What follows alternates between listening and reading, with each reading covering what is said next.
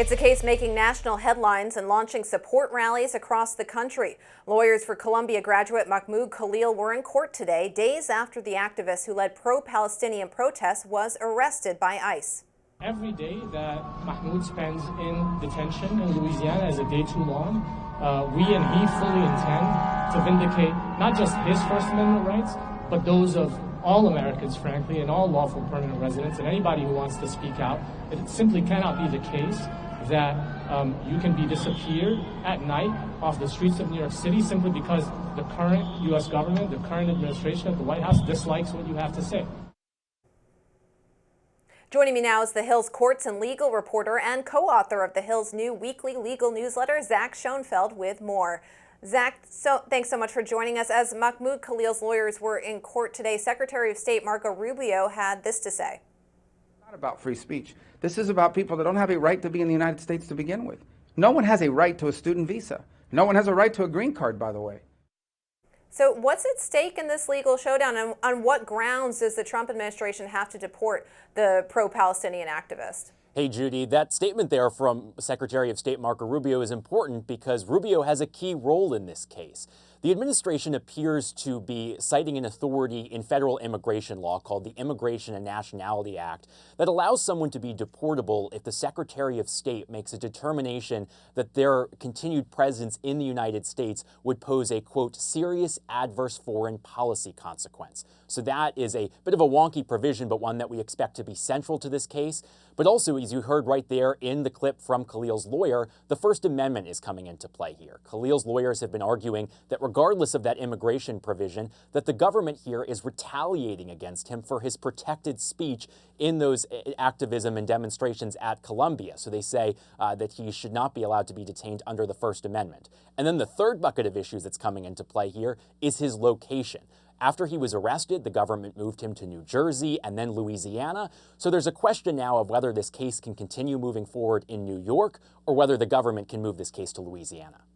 Zach, this week, USAID employees were ordered to shred classified documents as the Trump administration continues to dismantle the agency. And now the move is subject to 3 different lawsuits. What do we know about those court challenges? Yeah, as you mentioned there now, this has been brought up in 3 different cases. 2 of those were existing lawsuits challenging the administration's various efforts to dismantle USAID.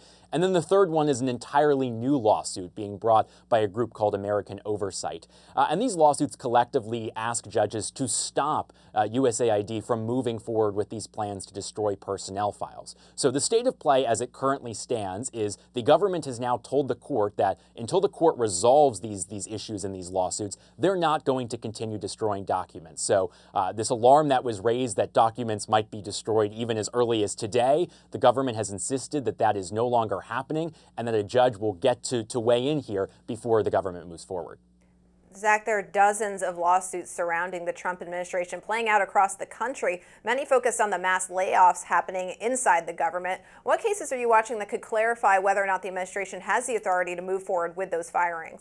Yeah, there are quite a lot of cases on these issues, all a little bit different. We just had a new case that was filed yesterday, filed by a group of government employees who are still in their probationary status. So this means you're typically in your first or second year in a role, and the administration has looked to swiftly fire many of those probationary employees across federal agencies. So that's one new lawsuit to add to the pile that we're watching. But in addition to just your everyday government workers, we're also watching a line of cases that have to do with leaders at independent agencies who are actually in federal law. There are removal protections that prevents the president from firing them without cause. The administration has nonetheless tried to fire many of these individuals, believing that these removal protections are unconstitutional. And every day, these cases continue to get closer and closer to the Supreme Court. So there are now multiple of those cases that we're watching at the appeals court level, but could soon be headed to the 9 justices. Zach, before I let you go, I want to talk about the Hill's new weekly newsletter, The Gavel, which just launched today and focuses on all things courts and emerging legal battles across the country. In the first edition, you wrote about how a leader for the Federalist Society is defending Supreme Court Justice Amy Coney Barrett after she ruled against the Trump administration last week in its bid to freeze foreign aid payments. Did her move scare conservatives that Barrett doesn't align with their values? It certainly has for some conservatives. If you just scroll on X and search Amy Coney Barrett's name, it's not hard to find the criticisms being piled on. Many on the right have said that she shouldn't be on the court, that Trump was wrong to appoint her, and some even went as far to say that she is a, quote, DEI hire. So, as you mentioned there, for our first edition of The Gavel, we sat down with a key player in the conservative legal movement who's been defending Barrett. And that is an individual by the name of Leonard Leo, someone that not a lot of Americans have heard of before, but really, other than Donald Trump, has arguably played the most crucial role in building the Supreme Court's 6-3 conservative supermajority. Leo, over many decades now, has built an influential network of donors that's really created a pipeline of conservative judges and now even justices. So I think even the fact that he was willing to sit down with us to respond to some of these criticisms just indicates just how heated some of the attacks on Justice Barrett have been. Now, Leo, in our interview, he said that Justice Barrett, he believes, is not a DEI hire. He went on to say that he believes that she is demonstrably conservative and will continue to side with the Trump administration when it comes to big issues like abortions, guns, and the like. So our first edition this week focused on Leo. Every week we'll be talking about the power players who are behind many of these key cases, and you can sign up for free at thehill.com/signup. Already signed up. Thank you so much, Zach. Make sure to go to thehill.com and sign up for the Gavel weekly newsletter to keep up to date on the latest court cases playing out across the U.S. The tariff whiplash continues after Trump vowed Tuesday to double tariffs on aluminum and steel from Canada. Ontario Premier Doug Ford rescinded the energy surcharge for 1.5 million homes and businesses in bordering states as an olive branch to the Trump administration.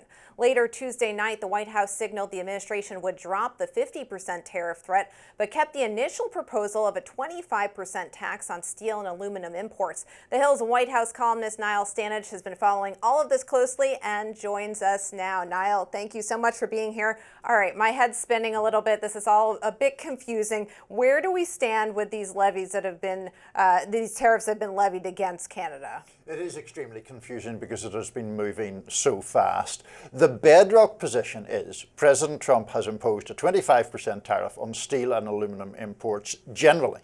Now, he has, as you noted in your introduction, stepped back from the 50% tariff rate that he had suggested or threatened. But remember, there is the broader question of a 25% tariff on all or almost all Canadian and Mexican imports, which he has suspended, but which is still due ultimately to come into effect. Gotcha. So markets are down, of course, as a response to all this whiplash. And it seems like voters are losing some faith in this tariff strategy as well. A new CNN poll shows nearly 2/3 of Americans disapprove of Trump's handling of the tariffs. Trump doesn't seem to be backing down here, Niall. What's the point at which he backs off? I think when the political pain becomes too great. You're quite right to note that markets are down overall. Now, they were, last time I checked, up today as there has been some relief, but overall, I mean, the S&P 500 is down about 7% over the past month. So I think a combination of political pain from that, from people looking at their retirement accounts or their stock holdings and finding that those are down, that's a problem. The other question, of course, Judy, is whether President Trump, who was elected in part on the idea that he would reduce inflation, fails to do that. If inflation rates start rising again, then I think that is potentially perilous for him. Now, the EU has responded with some tariffs of their own, but they're not going to be applied universally. Tell us what's going on there.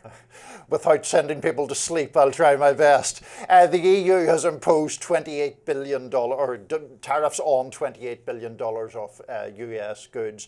Some of that is related to metals, but there are other more specific tariffs on things like motorcycles, whiskey, etc. The assumption is that the EU is trying to pick goods or industries that are stronger in Republican-leaning states as a point of leverage to try to pressure other Republicans to bring some influence to bear with President Trump.